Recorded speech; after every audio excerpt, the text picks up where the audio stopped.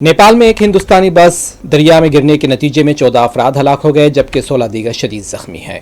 यह हादसा उस वक्त पेश आया जब बस बताया जा रहा है कि ठहरे हुए हिंदुस्तानी मुसाफिरों को लेकर खटमंडू जा रही थी और दरिया में बस गिरने की इत्तला मिलते ही मुकामी पुलिस और बचाव टीमें फौरन मौके पर पहुंच गई। जिले पुलिस दफ्तर के डीएसपी दीपक कुमार राय ने बताया इस वाक़े की तस्दीक की और बताया है कि हादसे के बाद 14 लाशें निकाली गईं। 16 जख्मियों को फौरी तौर पर करीबी अस्पतालों में मुंतकिल कर दिया गया।